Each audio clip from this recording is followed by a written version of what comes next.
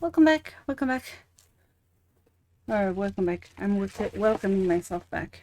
That's good. I am back. Let me get my phone back in so that it's not gonna be as weird anymore. Where's my phone?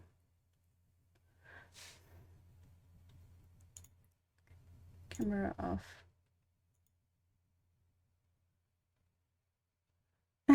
Thank you. Okay, now I'm moving properly. That's much better. Um, Sorry for the noise.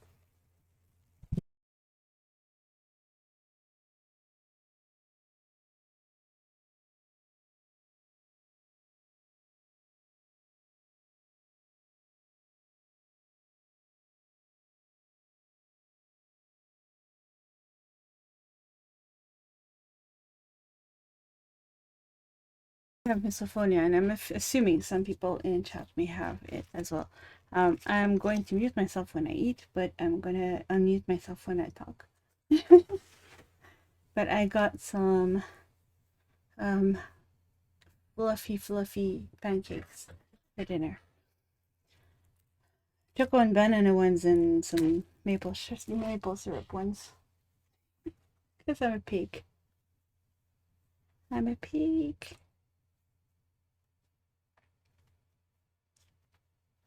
I wanted something sweet so that I have a lot of energy.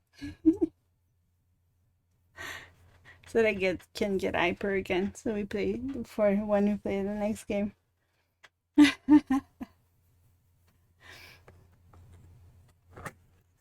Yay. I like these fluffy pancakes. I ordered them too much. But they're so yummy though. And they keep like sending me like 3 forks every time I order, so I have like a collection of plastic forks.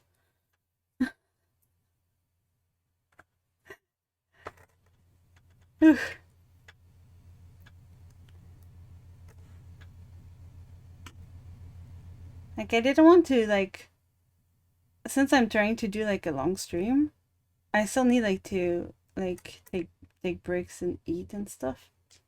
So either like I take a super long break to eat, or I kind of turn off the stream and then come back. But then that feels weird for an event. I don't know. I don't know if it's just me. I find it weird. But when I do events like this, like my birthday and stuff, I usually just eat on stream. And like fluffy cakes, yeah. Like so, I usually eat on stream, but then since I can't stand like the sound of people eating, I kind of mute myself when I eat. It's almost 5 a.m. for me. So I'm gonna take a rest, but I'll be back as soon as I can. Oh, thank you so much, Leo. Get some rest. Get some sleep. Sleep is good for you. Have a good sleep. If you need to sleep for a long time, sleep for a long time. I'll upload the VODs and everything. So, but thank you so much. Yeah, have a good sleep. Sleep is good for you. I don't have enough sleep myself. Like I'm also waiting like for a work email, like to know if I actually work tomorrow or not, and I haven't received anything yet, so I'm getting a little bit like worried.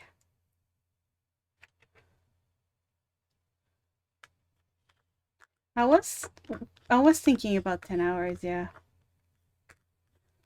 That was what I was thinking because 12 hours would be a bit long because I would have to be up until like almost 2 p.m. 2 a.m. And I might be, who knows? I might be able to do it, but aw, thank you so much. Thank you so much for the host. I don't know why like my host alerts don't work. I don't think it works for anybody though, because I've hosted people and they haven't like received the notification either.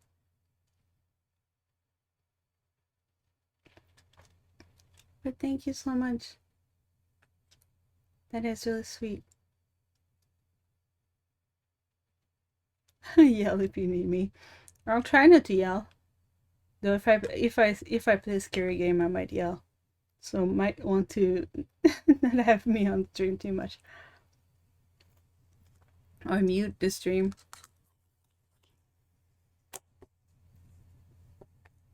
Which disabled it unless you're all staying with viewers. Oh, okay. Yeah, like I get like the like if someone raids, it says like raiding with this many people and then hosting for so many people, but like when I just raid people, it doesn't show. So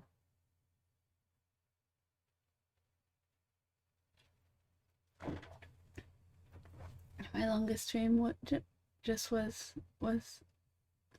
well, you know,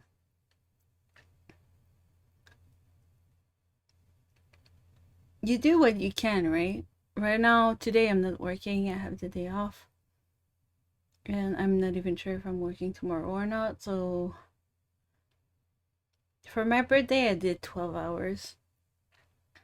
In the past, when I didn't have a job, I used to do like 6 to 11 hours every day. But after I started having a job, I couldn't do that anymore. So I would stream like the most like 2 or 3 hours. So yeah, you do what you can. Like you go to school and have stuff to do, so it's understandable that like super long streams are not like a possible thing to do.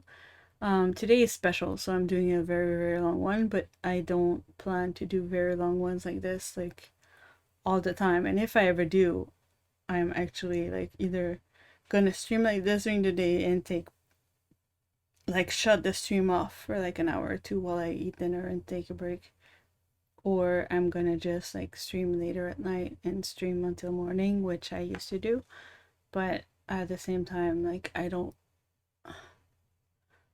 like when I did that, I didn't take enough breaks. So, but at the same time, right now, I need to have a job to be able to live in Japan. So at the same time, I cannot just quit jobs, which, you know.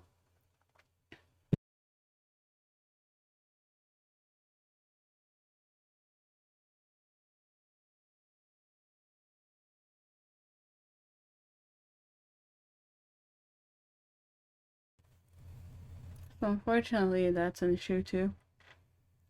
But yeah, I was supposed to start a project tomorrow. So I canceled like an interview because they told me we were starting a project tomorrow. And then the project might be canceled or like put off to later. And yeah, since I canceled an interview, I feel so stupid because usually I wait at the last minute to cancel that kind of stuff, and I canceled it too early this time, and I feel so bad. I feel so bad about it.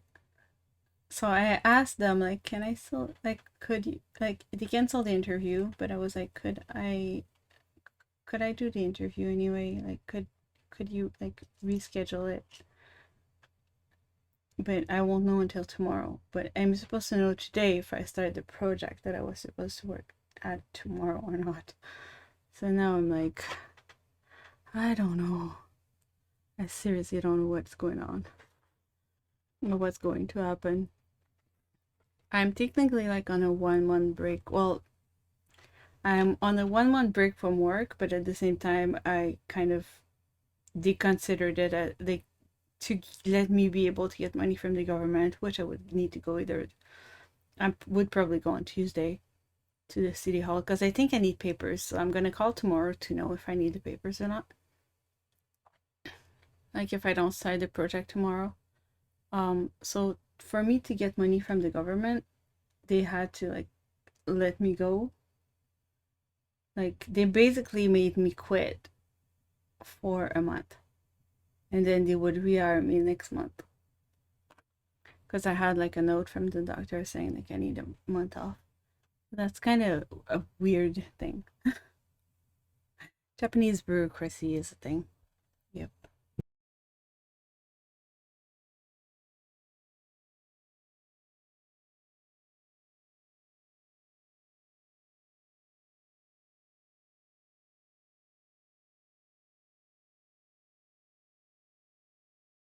I'm not completely I'm not completely like stranded if like I don't find a job in what I want until like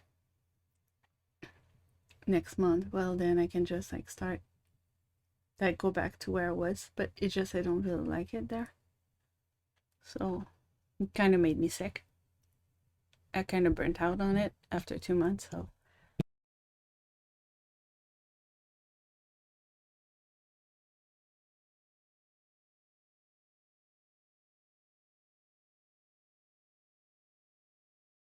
Japan is hard. Yeah, it kind of is. For some people, it's easier because a lot of people I know just like found somebody and got married and stuff. So for them, it's a lot easier because they don't need like they don't have to be a teacher anymore. They can just do whatever job they want or either stay home because they have a husband that works and stuff. But for me, I am a bit too weird, I guess. I'm not very good at social stuff, so yep. I need to keep doing like work visa and stuff. Hopefully, I'm hoping to be able to become a full-time resident eventually, but at the same time, like they kind of do a background check on you, and like I had some issues paying my some bills and stuff, so I'm not sure like how that's gonna work out. I've had trouble like because I got diagnosed last week with ADHD. So because of my ADHD, sometimes I forget to pay bills. So I don't know how that's gonna affect being for like a permanent resident with the background check and stuff.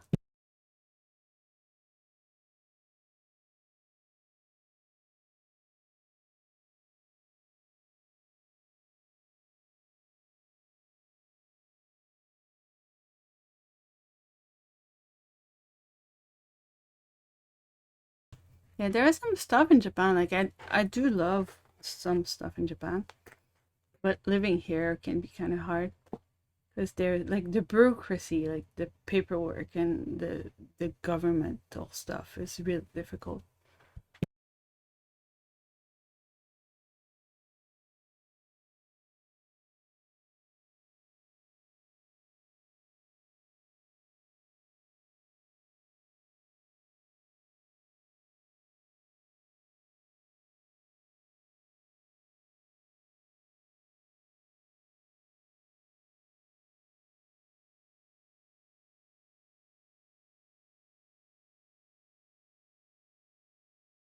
Things that you don't see like when you don't live here. Like a lot of people, especially like I've met people like that, especially in the beginning. Like life in Japan is expensive, for one. It's really expensive to live in Japan. And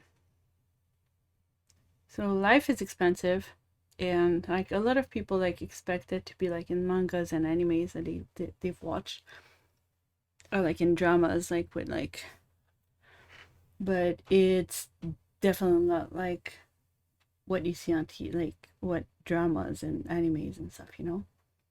So it's like a different version,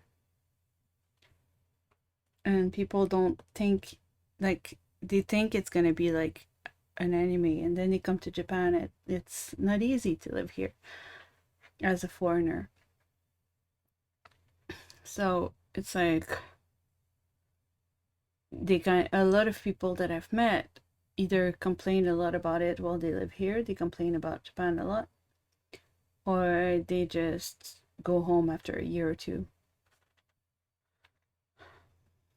Like the people who stay here either like have a family, either really really love Japan, not just for like they love living here and they love the job that they do and they love like their life here, and not they don't think that it's an enemy. I came here before anime was a thing, like, well, not before it was a thing, but before it was like super super popular. So for me it wasn't because I thought it was like an anime, so I didn't have like that kind of barrier. And like, but yeah, sometimes I feel bad because like some people treat me like a child. Like I'm being treated like a like foreigners often get treated like children because it's like we're not smart enough, like, or like stuff like that. Often people think I don't even speak Japanese, so they speak against me like in my face because they think I don't understand what they're saying. That's kind of funny though. Is it different living in the countryside rather than living in the city? Yeah, it is. It depends what city. I live in Osaka, so Osaka's pretty nice. People are pretty like chill and relaxed here. And when I went to Tokyo, I went to Tokyo once. Well, not once. I went a few times, but like one of the times I've been, like I went to a store and one of the lady was so rude to me. Um, until she realized I spoke Japanese. Then she changed her face, like she changed her tune, and she was nicer after that. But like big cities are very very convenient, and but people don't, like, people will just do whatever they do. And sometimes you'll get like especially old ladies that will come and talk to you just to chat, like they're like, oh, and they just chat with you for no reason. But and when I lived in the countryside, there was a lot more of that, like people just coming to talk to you just to be nice and stuff.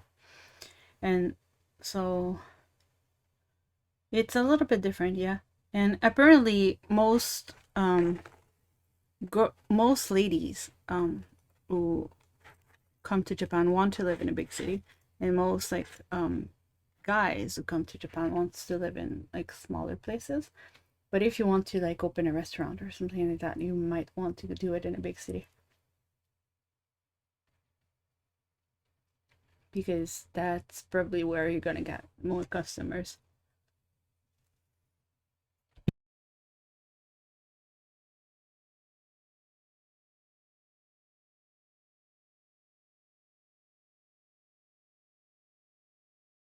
Another way you can get to Japan if you open your own business, but make sure you have like enough money on the side first. I don't. So I could like be self-employed kind of thing, but I would have to prove that I make enough money, so I have enough contracts, and like so to show like, well, I have I'm a freelancer. I make this amount of money like monthly for my clients and stuff, but that's real difficult.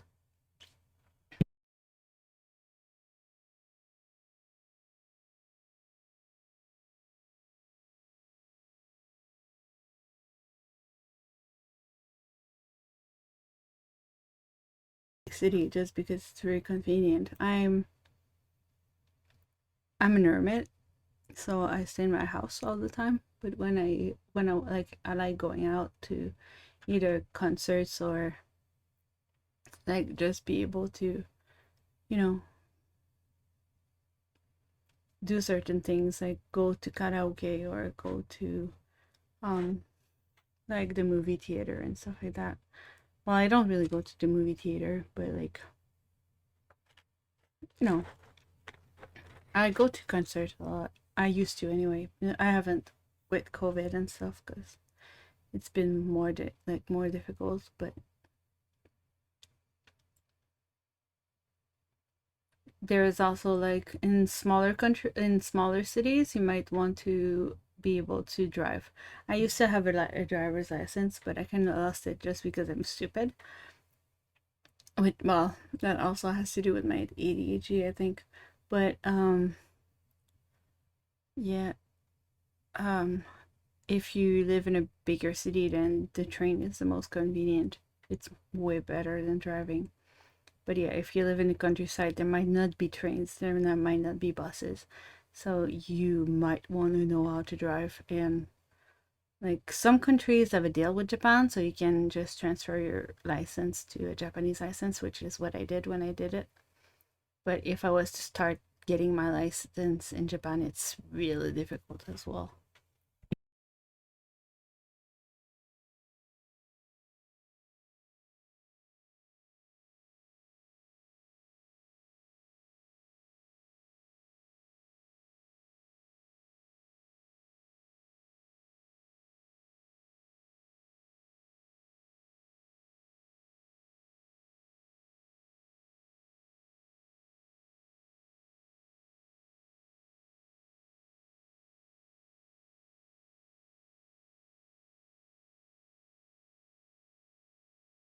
Meaning, I don't like I said, like I don't like mouth noises, so I don't want to them like make them on my stream. So to annoy people with the same condition as I have.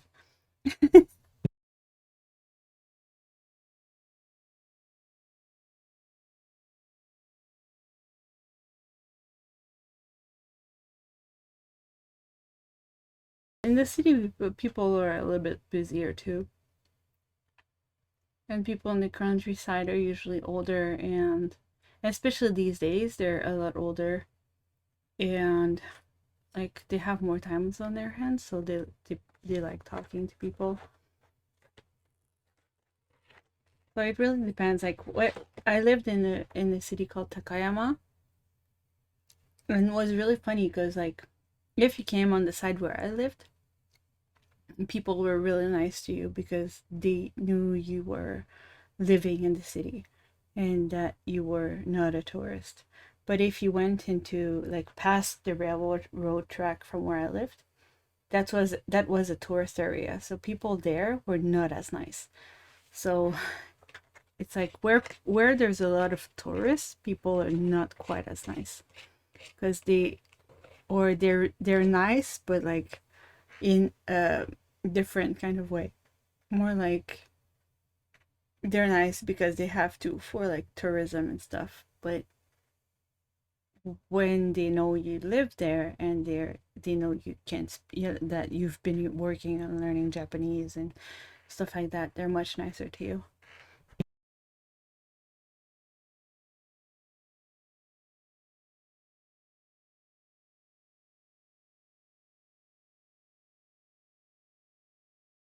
It depends where you come from. From Canada, I could do that, but people from the US, for example, cannot. So you might need to research it and check with your own country if they have a deal with Japan or not. Canada did. So for me, I could just transfer my license. People who had the license from the US need to do the driving test again. But now that I lost my license because I Japanese years are a nightmare. Um, the way they count years, I kind of miscalculated by a year, so I was a year late to renew my license and it was too late by then. So I lost my license. So I would need to start from the beginning. So from the beginning, like you have to go and watch videos and like how to respect the law and stuff like that, and then you have to do like a written test and then a driving test, and it takes quite a long time and it's quite expensive.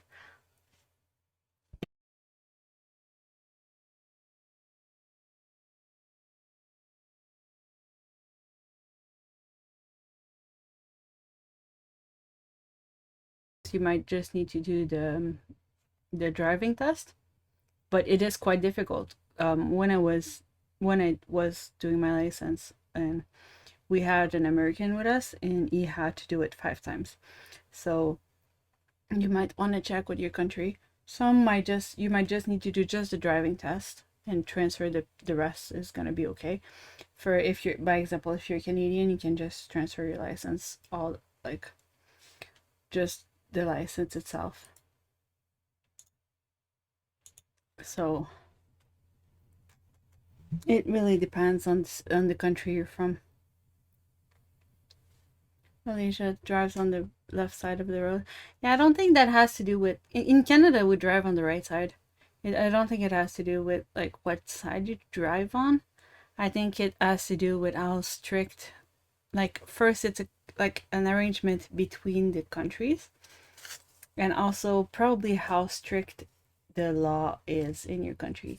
Like in Canada, we have to go to the driving school, and the test that we have to do on the main street is quite difficult. I passed it on the first time in Canada, but I'm one of the few ones. Most people don't, and I almost failed it because I was too careful. I was too slow. So I almost got failed because like I wasn't driving as like fast enough for the person who maybe did the test. That was funny. And like this, the written test is quite difficult as well in Canada. I don't know anymore if it changed, but like when I did it, it was quite difficult. Many people like failed the written test, and then because they test you very carefully on the law and stuff. So that might be why. Like you can't just skip driving school in Canada. You have to go. So that might be why. I'm not sure. I know it's like a thing between the countries, an arrangement and stuff, but I'm not sure like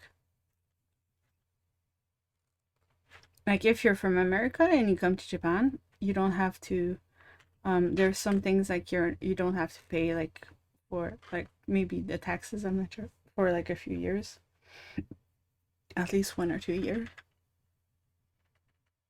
But like there are arrangements with different countries and on different things.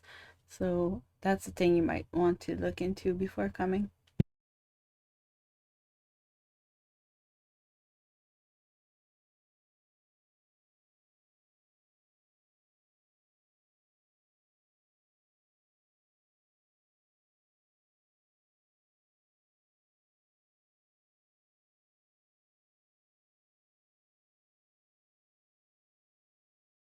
Bureaucracy for you. The one thing I really don't like about Japan is the bureaucracy. Like getting your visa done, getting your like by example my health insurance right now, because I'm off of work, I can't use my company one because I'm technically not working for the company right now. So I have to go to the city hall and fill in papers to get it changed to one from the government, and then the government one is more expensive and stuff like that. So, and then you have residential taxes. You have like it's quite expensive to live in Japan. There's residential taxes. Health. You have to have health insurance. You have to have pension. Um, if you go back to your own country, you can withdraw, I think, 3 years of your pension that you paid over the years. Um, there, then there's the visa. If you're not lucky, you have to do it every year, which is like 4,000 yen every year. Currently I'm really lucky. I got 3 years, so I still have 1 year until I need to do it.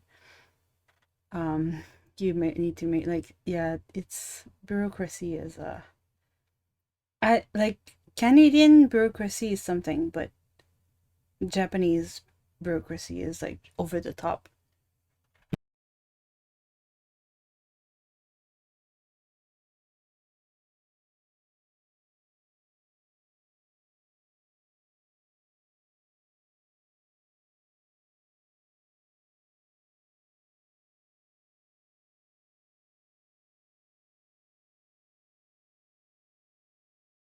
Cost of living is quite difficult as well.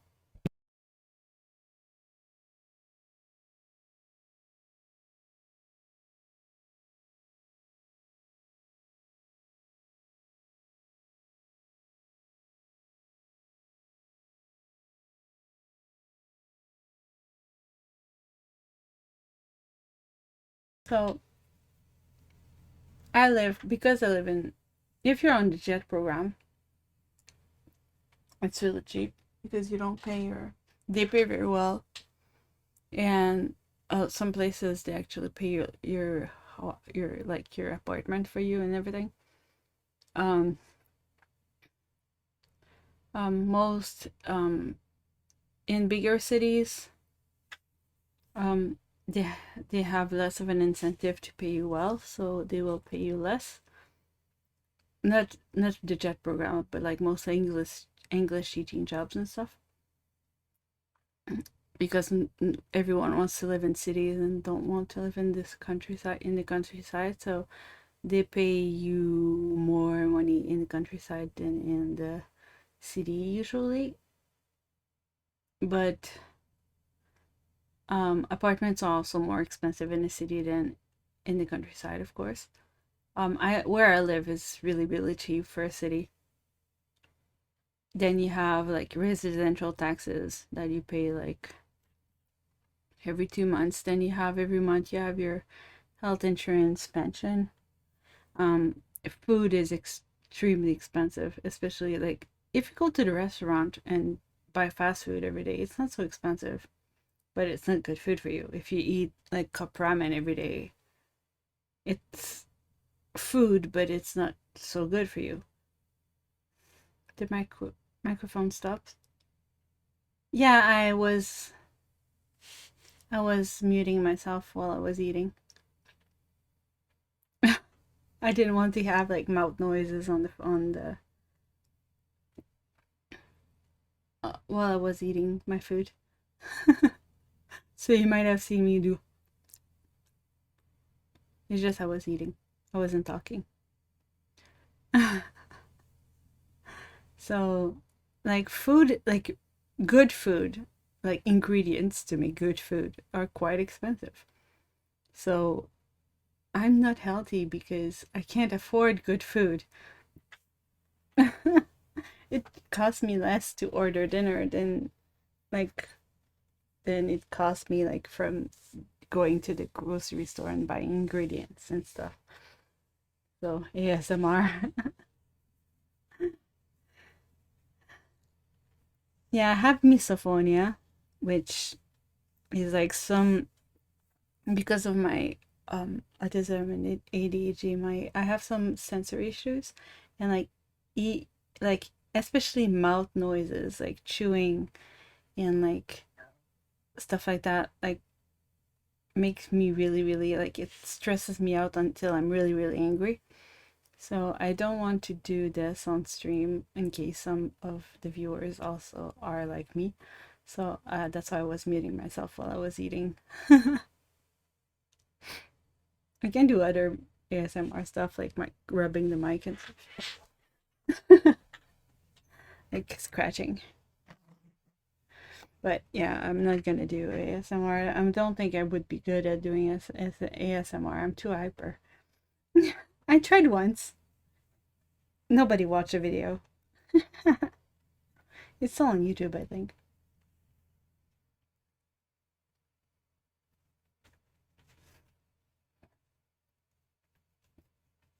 I don't think I would be good at doing ASMR. I'm too chaotic for it, I think. Unless some people like really chaotic ASMR, like you changing your mind every 2 seconds.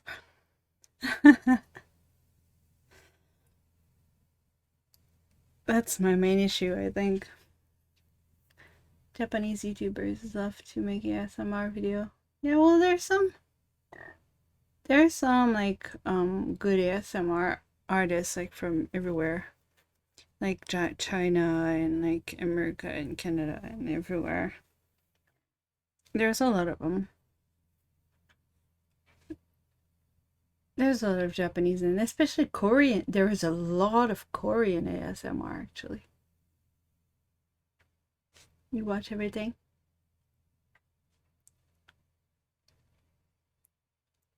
Yeah, that's not really mukbang though. That's just like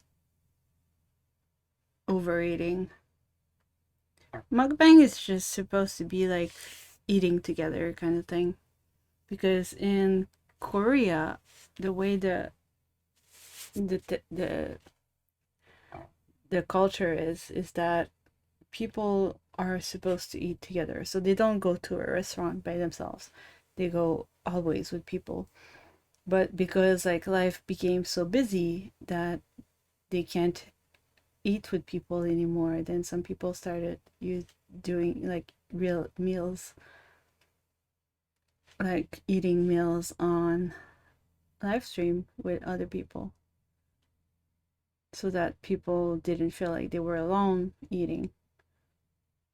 So it's part of the culture.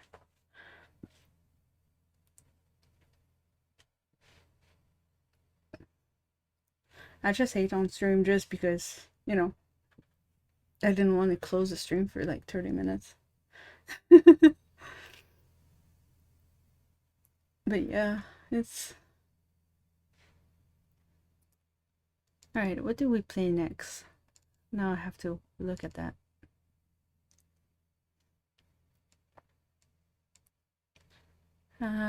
What to play next?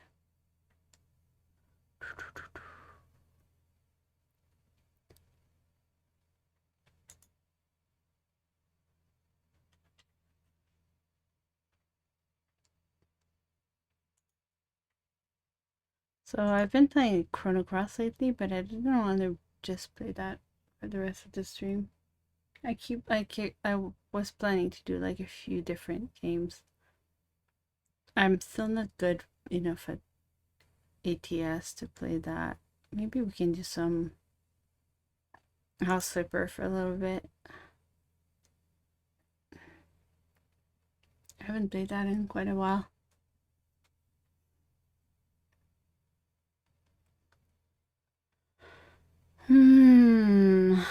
What can we play?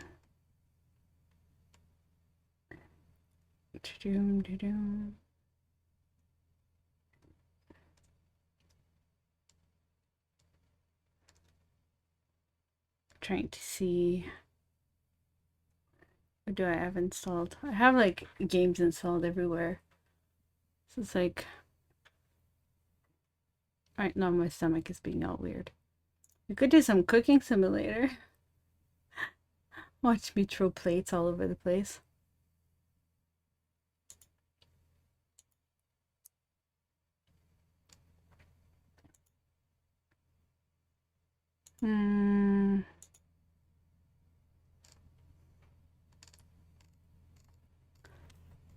The temperature in my room is so weird.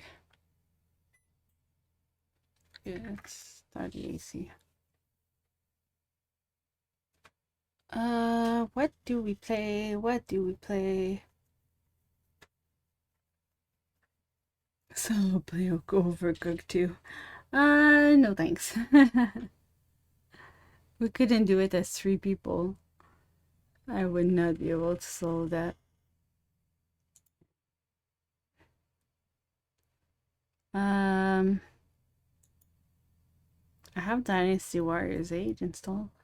Well, the Empire one for anyway. Like I would love to do like some like Jackbox and stuff, but I don't think there's enough people online to actually participate. So, what can we play? My stomach is being all weird now that I ate.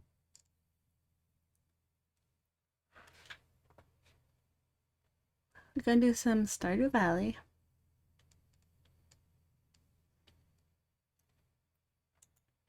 Cooking Sim, House Flipper.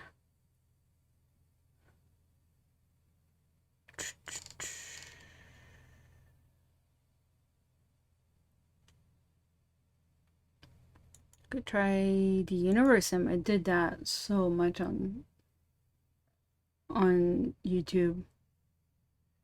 It's one of the games I played the most on YouTube.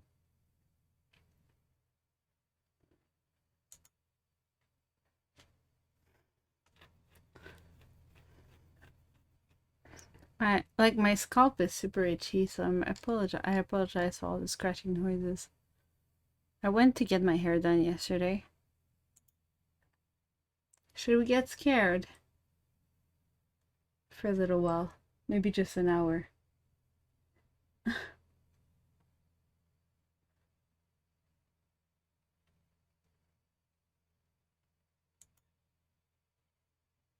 Yeah, that's not the email I'm waiting for. Alright, let's try to get... Okay. Yeah. Let me... Listen here, you little shit. Okay, I'm not playing Phasmo, but we're gonna play...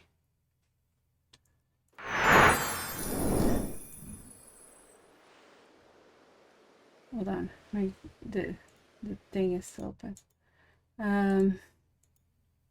We're going to play...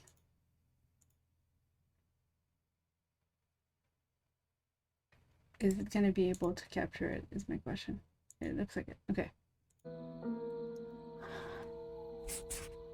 I'm probably gonna get super scared, so... Is there no sound settings? Dev, please, sound settings. It's really loud for streaming. It's good to have sounds. No, not that. Mixer.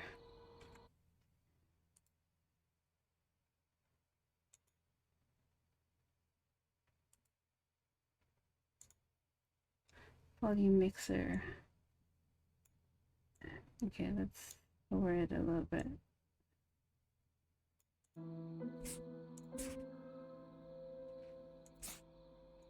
I haven't really played it, so... I never thought I'd have my own office as a paranormal investigator. For years, I just did this for fun and rarely made any money doing it. I finally earned enough business to justify renting this place, and after several months, I think I got it looking somewhat professional. I also had my first customer visit in here the other day. I should look at the map in the back to get an idea of where I'm going to be investigating. This game isn't beta. This is a single player. I don't think you can die in this one.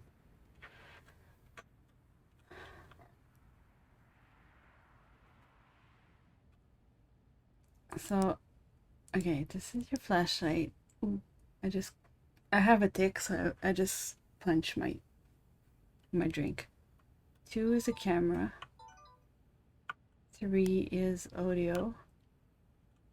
4 is the EMF meter. 5 is a temp sensor. I need to switch it because I don't know Fahrenheit. Tab is my notes.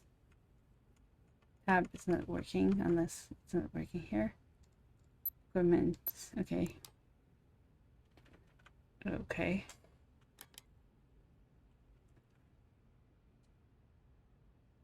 F to interact.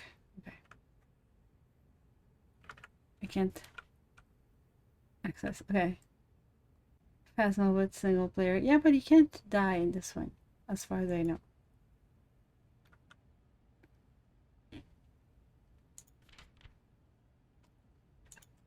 It's not really Phasmo, but I'm still gonna get scared, I can tell.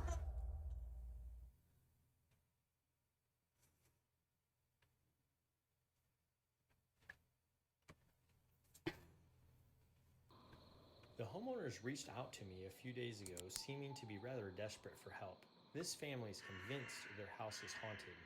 They moved into the house So about a year dark. ago, and within the first few months, the wife heard odd sounds like footsteps coming from the upstairs as she was on the main floor. Her husband told her she was hearing things until he heard them himself. They have 3 children, and the 2 youngest informed Welcome back, earlier Rico last King. week they have seen a young Thanks for the child lurk. playfully skipping through the upstairs hallway.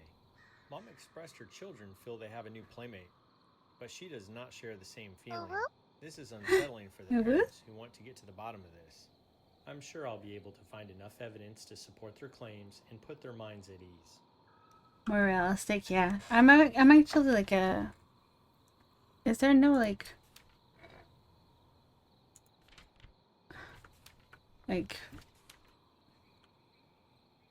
It's so dark. Yeah, I'm a big fan like of Ghost Hunters, like the TV show and stuff. So when I saw this game, like was a thing, I was really interested in it. I don't need the lights on. I have a flashlight. Yeah, yeah.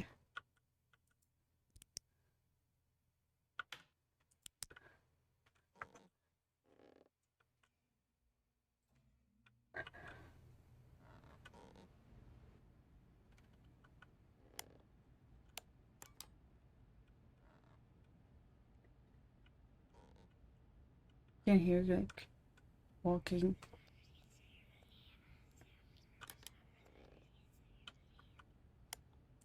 Oh, it's just so. How do I use it though?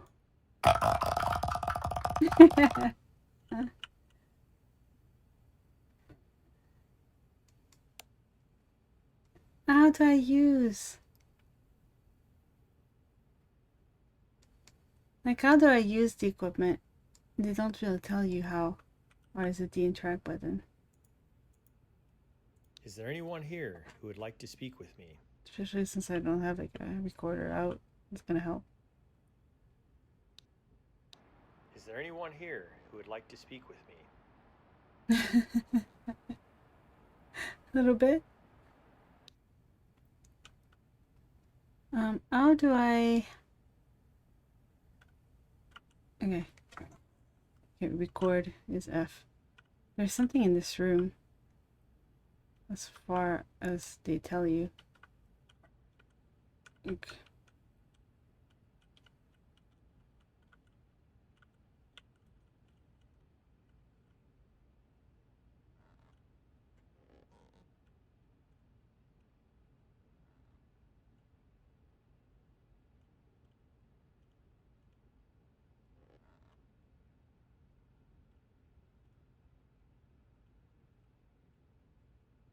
Like, I heard sounds earlier, but...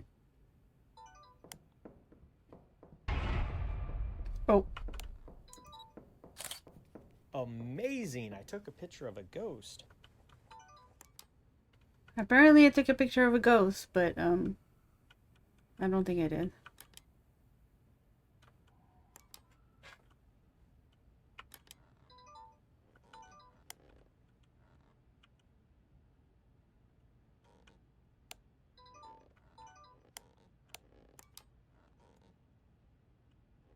I can't, like, really see the thing.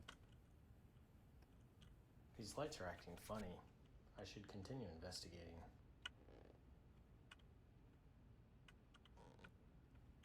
Okay, so we got some EMF around here. Well, we know he was around here, because... Do you know why I'm here? Damn it. Do you know why I'm here? I kind of got scared, but it's not a sound from this game, so it's gonna... Yeah, no EMF.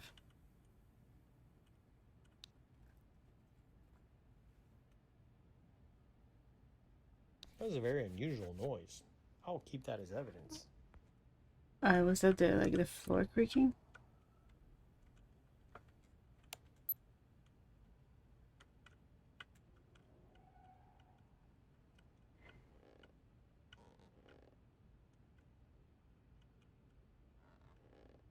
These temp readings are unusual.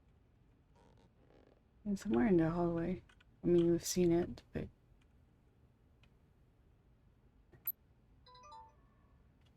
Like, you kind of need to figure out, like, what it is, I think. Hold on.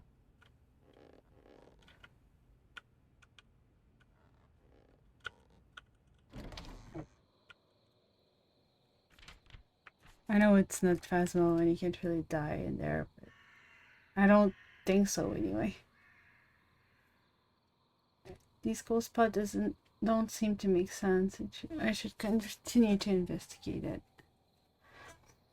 I haven't detected some unusual activity with the EMF meter. I have obtained one piece of audio evidence that cannot be explained. I have obtained photo evidence of a full body apparition. Most of the activity has been witnessed upstairs.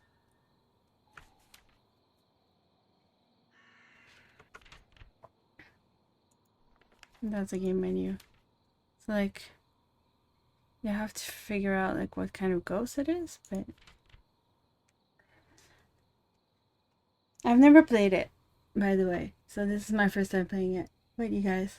So, CSPPI.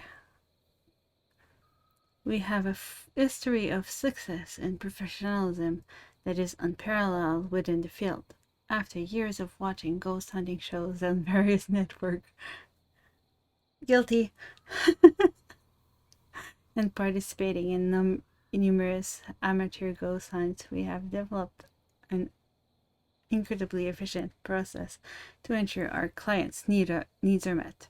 In order for paranormal investigators to determine if a location is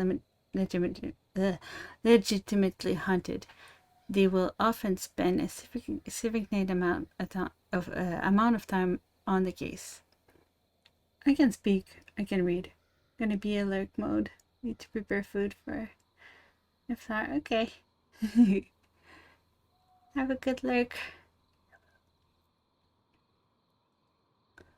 In order for the okay, I just said that. It usually starts with hours of historical research prior to any online visits. Learning that what might have happened is key to making corroborations on any potential evidence found. Additionally, most investigators feel several overnight visits are required to grasp a comprehensive understanding if paranormal activity is present. I mean, we saw a ghost. Establishing multiple data points over numerous nights will find many logical and rational explanation of the perceived haunt. This is often referred to as debunking by an investigator, and that is true. Like, real ghost hunting shows, like real paranormal investigators will try to debunk. So if there's noise, they'll try to see if it's like a pipe that's banging somewhere because like the hot hair is going on, or like, you know, stuff like that. Hours of post-investigation work is required for every hour spent on location. In order for investigators to expose paranormal evidence, they will review every second of data. So that is also true. If you watch like ghost hunting shows, like Ghost Hunters, they will spend like maybe 24 hours reviewing evidence, like all of the sound, all of the cameras and stuff like that. So it takes quite a long time. Usually in the form of audio and visual media. As it turns out, an overwhelming percentage of the time, there are rational explanations. Most investigators believe the copious amount of work they have invested was absolutely worth it if paranormal activity was found. Generally, investigators are fueled by curiosity and intrigue from an explained experience of their past, not necessarily result. And that is also true. A lot of people who go into the ghost hunting field go because they had an experience sometimes in their life, often as children. As you might have guessed, this is an investment for property owners as well as the investigation team. This is why the CSPBI process is superior. We believe in the process so much that we have outlined it below. Our process. As we first arrive on site, the primary goal is to use our passive tools. This helps gain an understanding of the property and will enable investigators to zero in on where ghosts may be haunting the site. After gaining an understanding of the site, our active tools will be used to collect undisputable evidence, although the active tool may be needed at any moment because ghosts are unpredictable. Like the sound, the ghost just passing in front of us. So flashlight is always good to have, you know, because it's dark. Temp sensor. Change unit is C. Okay.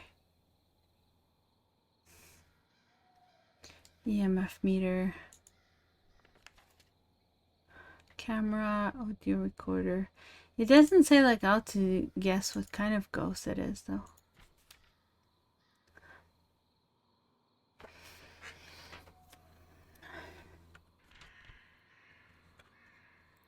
Okay, so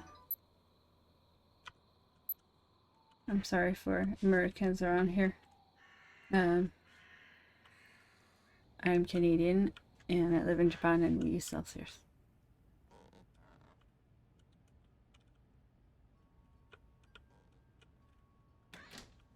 Ow. Okay.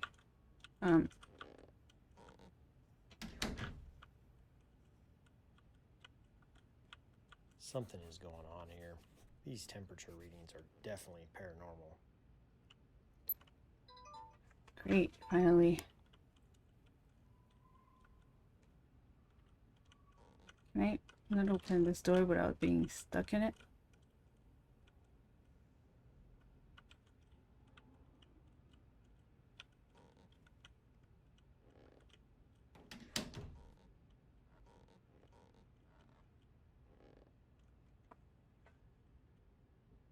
What was the button?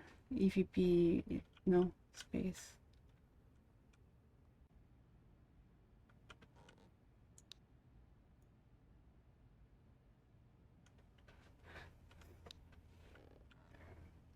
That thing.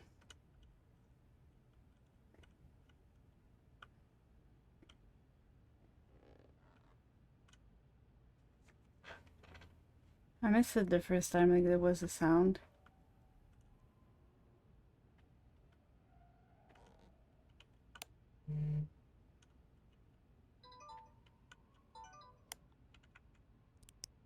No, I need my... I would like to have my flashlight, thank you. There's something here now.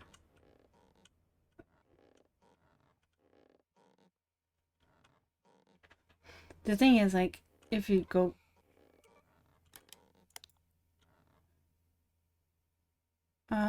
did you hear that? That was a very unusual noise. I will keep that as evidence. They made it more realistic. Oops, more realistic. Realistic. Like if you go near like a fridge with this, it's gonna like bash. It's probably the same thing with the TV.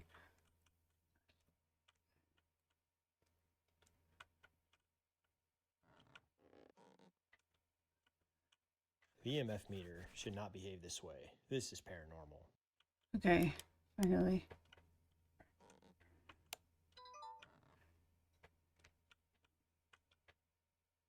Like the ghost can throw items as far as like I've seen.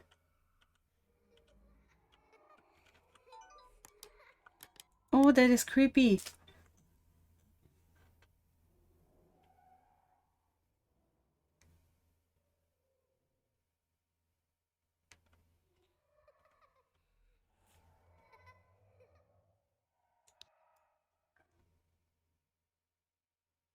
I'm too slow.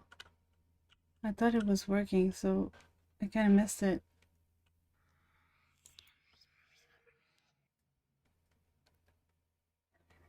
That is Extraordinary audio evidence. that is so creepy.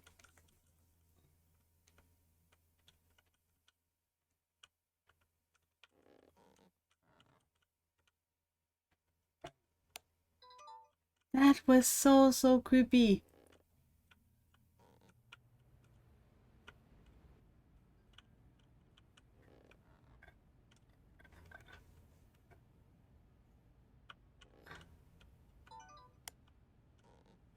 This ghost seems to be like really loud compared to like, well, we saw it too.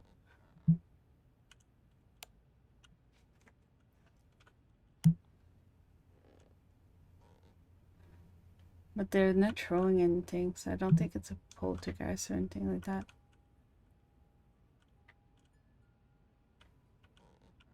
But yeah, I don't know like how do you know like what type of ghost it is and stuff? I know it's walking all over the place. You can hear it walk. Child, I'll you're keep that as audio freaking me out.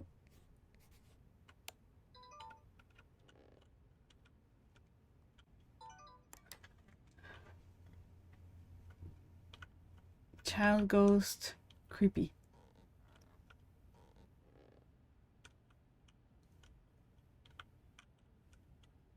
Was that a like visual glitch? Oh, just passed for us.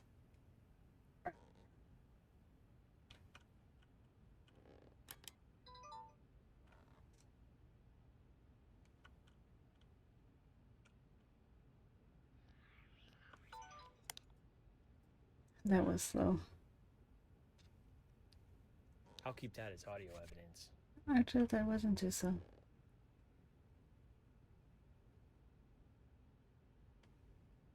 This is creeping me out. Knowing that it seems to be a child as well is just like not just creepy but sad.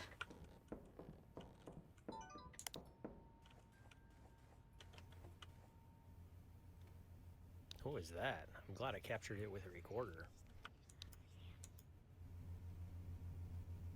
That is so creepy. Ooh, that is eerie audio evidence. Okay. Whew. We got a lot of noise.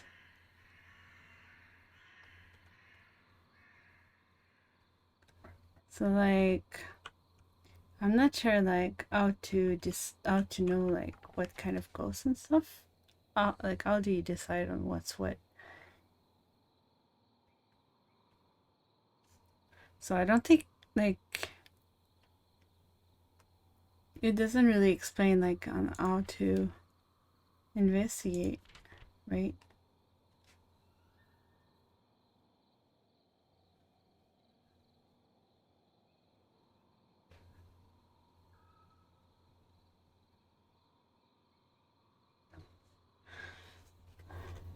There was no EVP.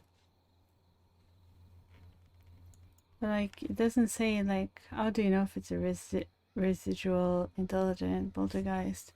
I know I'm pretty sure it's not a demonic or poltergeist. But like how do you know which is which? Is what I'm wondering.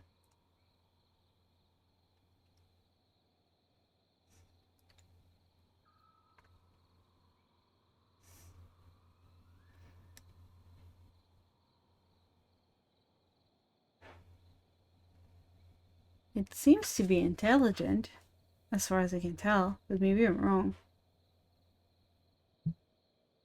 Maybe it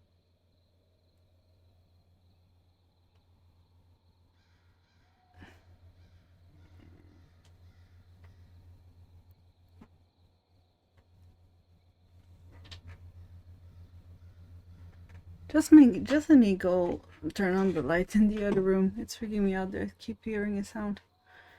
I'll be back in a second.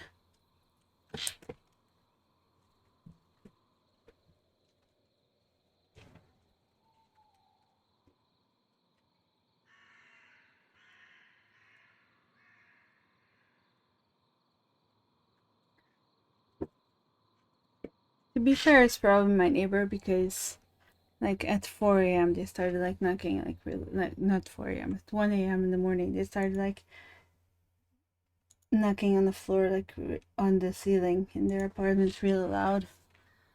And I wasn't even being loud at that time. So how do you like how do you know if it's okay. It tells you if you click on it. Okay.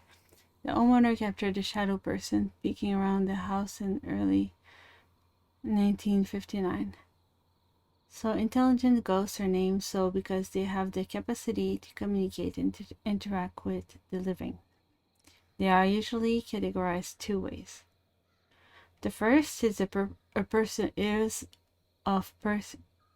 people who have passed away and are now spirits who mysteriously lingers in our world. Most often, after a bit of research, it is determined that the former person had a strong connection with the location and now hunts it. It is generally found that the individual lived in the home most of their life or passed away suddenly within it. Investigators have witnessed irregularities with both the EMF meter and temperature sensor. EVPs are most often obtained after asking a spirit question as well as recording random disembodied voices. Well, we had the disembodied voices, but not the EVPs. This type of intelligent ghost can be very elusive for photographer. The second category is of a group often referred to as shadow people. Most paranormal investigators are under the impression that these entities left their lives unfulfilled. In a rare number of cases, resolution for the spirits have been identified and it disappeared, like putting the old shoe back in the wall where they were found remodeling.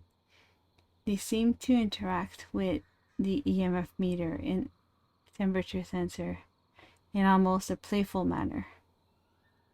Disembodied voices are often recorded, but never has an EVP been captured. Shadow people seem to be most photogenic type of ghost. Investigators usually have at least one solid photo within their portfolio. The ghost we saw didn't look like a shadow person though, but who knows? How do I go back?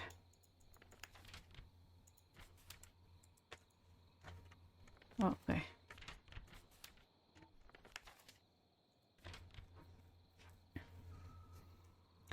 Residual ghosts are spirits who act out a normal of their previous life, unaware of their surroundings, replaying events over and over. And this actually happens a lot. It's like a tape recorder. It is believed that these entities, being oblivious to their surrounds, what? We need a little bit of LQ in here. Do not intelligently interact with their environment. This is why unexplainable sounds are usually heard and EVPs are never obtained. Somehow memories of their previous lives, for whatever reason, have been imprinted. So it might be a residual. Paranormal investigators are under the impression that these were significant events. But then again, we got things that it doesn't say like really easily what is what.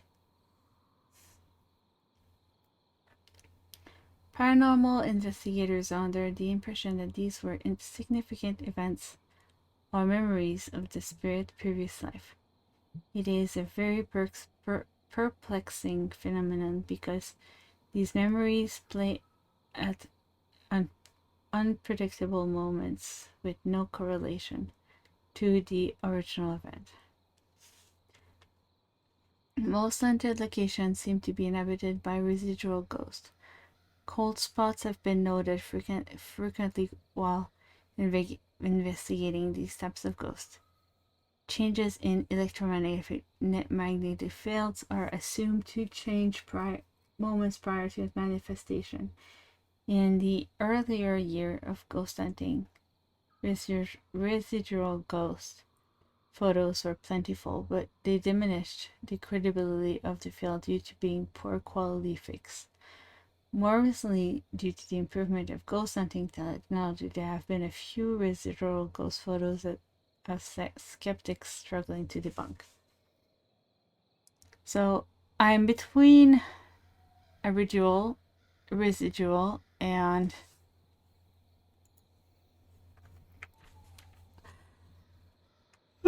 excuse me, a residual and intelligent. But when it passed in front of us, like when we saw it, it didn't seem to like realize we were there. So I wonder if it's just residual. It's like the like,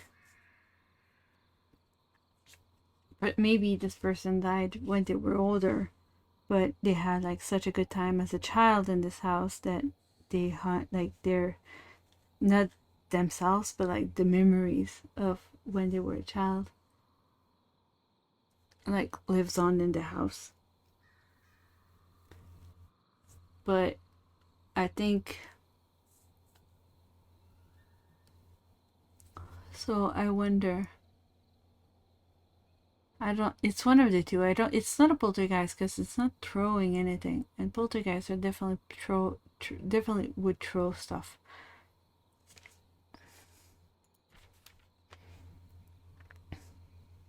Children toys are being seen floating in the air allegedly by poltergeists. I should probably take my medicine while I'm thinking about it.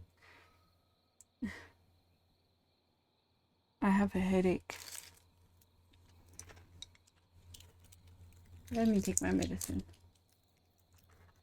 I forgot to take it this afternoon today.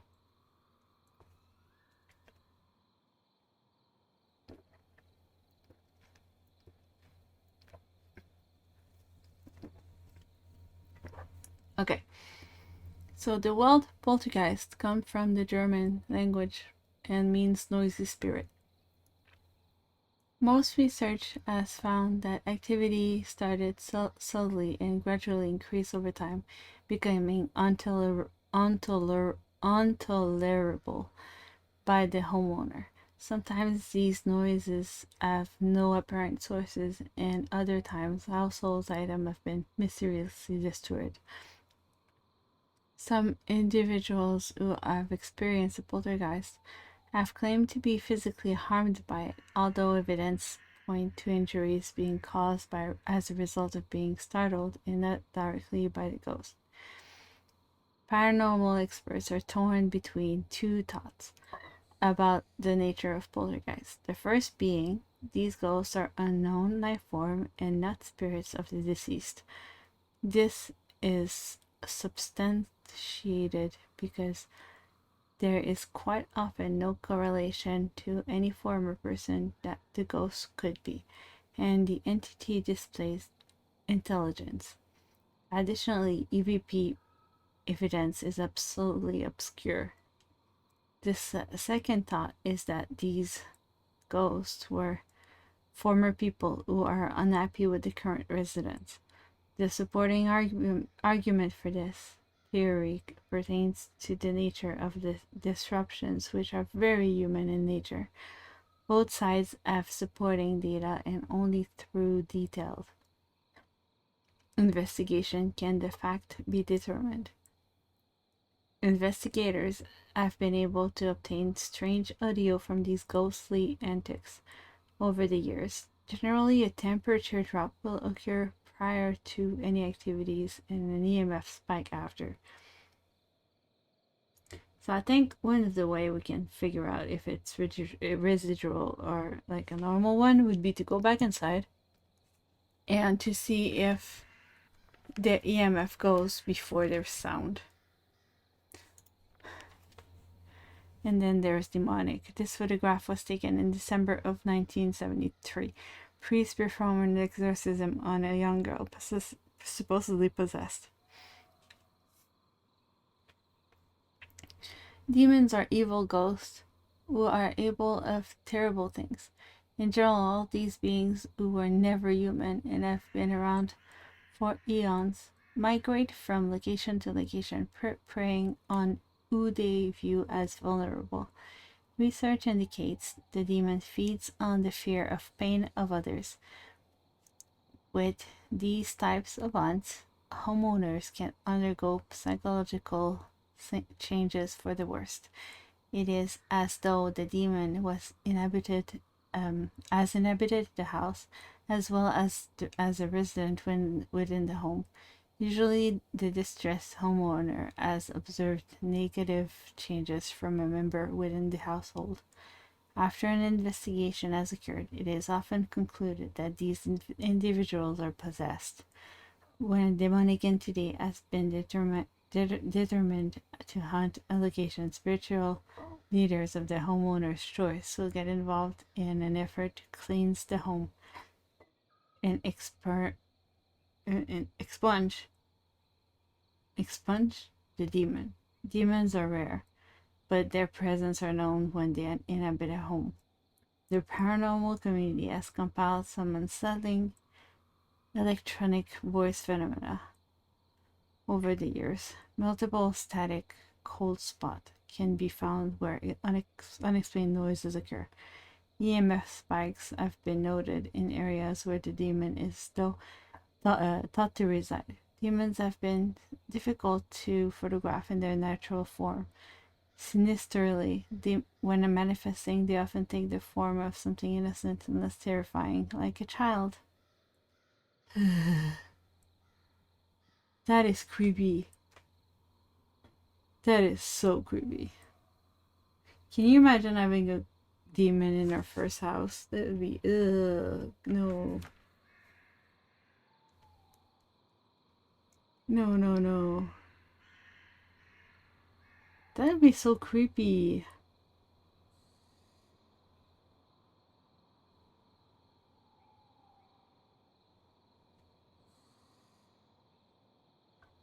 I don't want...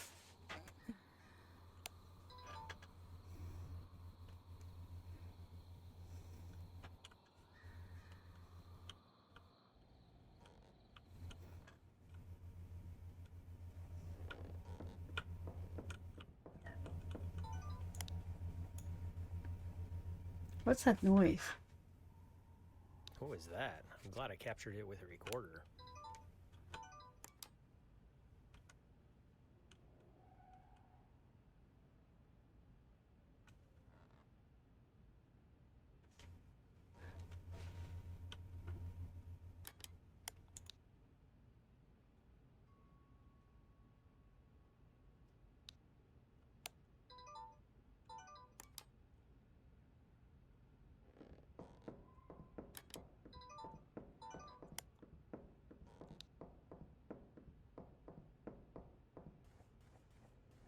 That's extraordinary audio evidence. Like running on the carpet.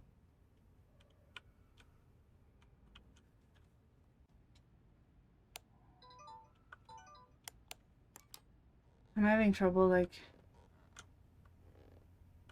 It's around here right now.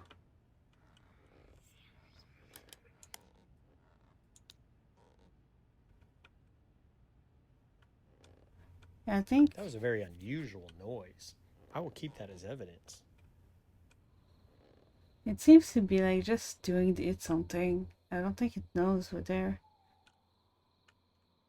I think we're gonna guess... Hold on. We're gonna guess residual.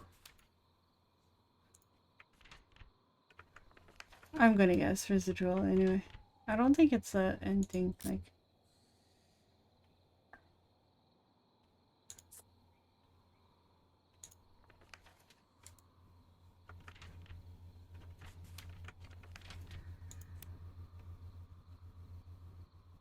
Head to the truck. Okay.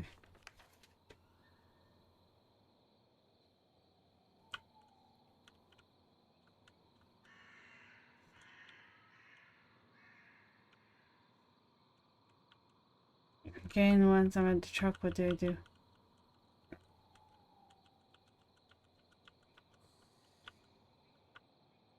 Okay, this.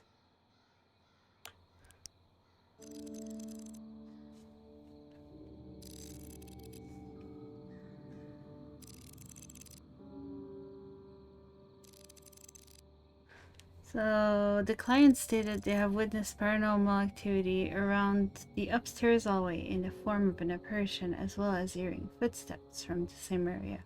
And we did hear that. They want to understand what they are experiencing and ensure their family is safe living in the house. So, the EMF meter located several field spikes for the investigation. This was evaluated substantially and was determined to be paranormal. Since more substantial forms of evidence was collected, this supports the theory that ghosts absorb and consume EMFs to generate energy, resulting in greater interaction with the environment. The full body apparition obtained on camera solidifies paranormal activity in the resident. This also corroborates the claim made by the client's children because the photo is of the same entity they witnessed.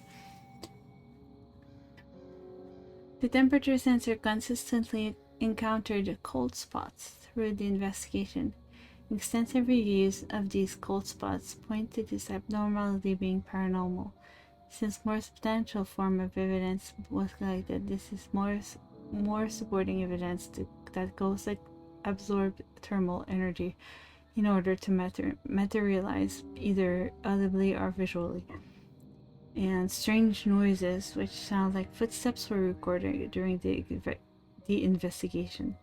These noises seem to originate from the hallway upstairs. This aligns with what the client has experienced.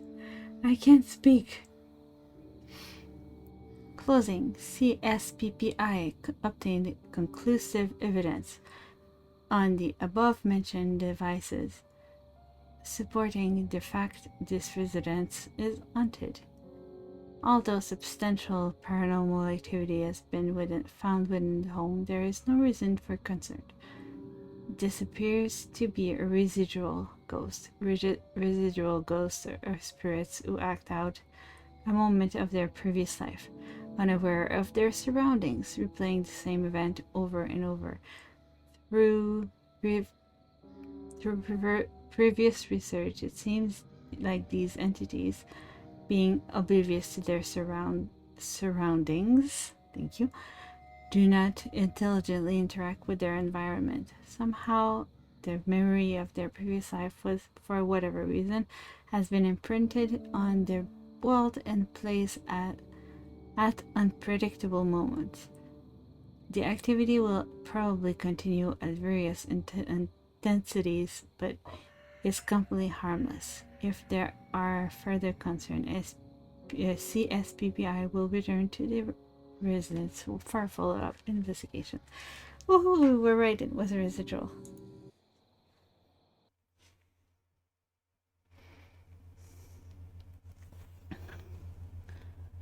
Alright. I think like there's a few more right now. There's a few, like, you can go back to the same house and have like different things. I think I can take only so much scary games. So let's quit this for now. Let's choose another game. Let's do something a little bit more chill. I'm gonna switch games so many times today.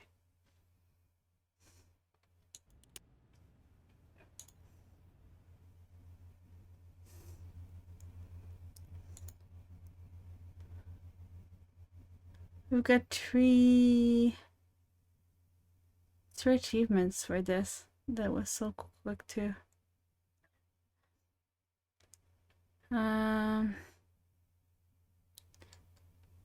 What to play?